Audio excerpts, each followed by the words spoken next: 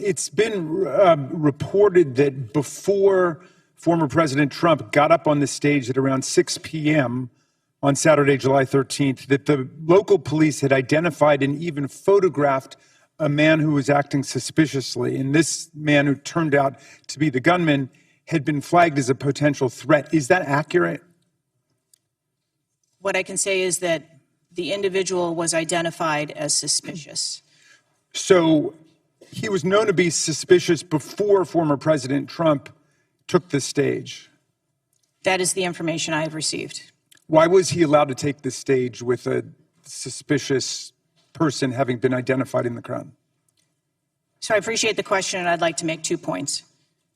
If the detail had been past information that there was a threat, the detail would never have brought the former president out onto stage. That is what we do, and that is who we are. We are charged with protecting all of our protectees. So you distinguish between someone who is suspicious and someone who's threatening, is that right? I do. There are a number of times at protective events where suspicious people are identified, and those individuals have to be investigated and determined what is it that identifies that person as suspicious. So did you deny a request for additional resources that had been made by the Trump campaign?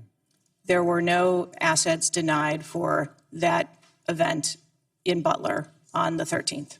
I see. So you're saying there were requests made for additional assistance for other specific events rather than for the campaign as a whole. Is that right? I'm sorry, I'm not understanding. Well, you seem to say that there were not additional resources requested for that event. And forgive me for being unfamiliar with this. Is it requested event by event, or is it requested just in general for the campaign?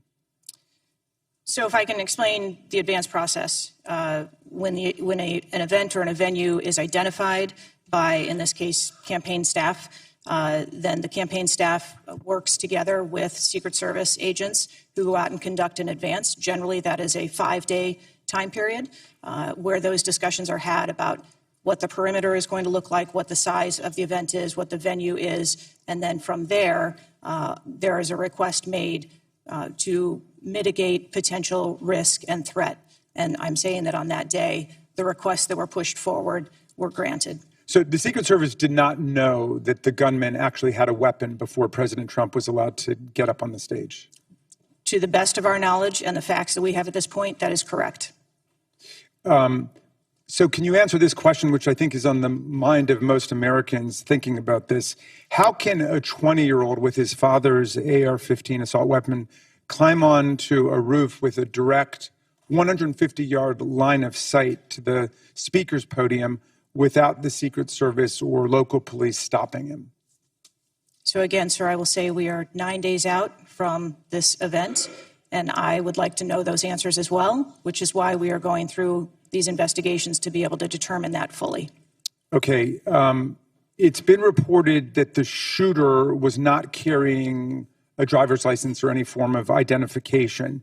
They had no idea who he was, but then he was quickly identified, I think within 30 minutes, by using the serial number on the AR-15 under a tracing system that is now controversial. Some people say we should get rid of it. Some people want to keep it. But is that right, that the serial number was the key information which led to the identification of the shooter?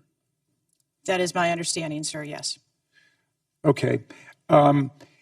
If an American citizen were just to stop you and say, Director Cheatle, we support your work to the tune of billions of dollars and thousands of employees, what went wrong?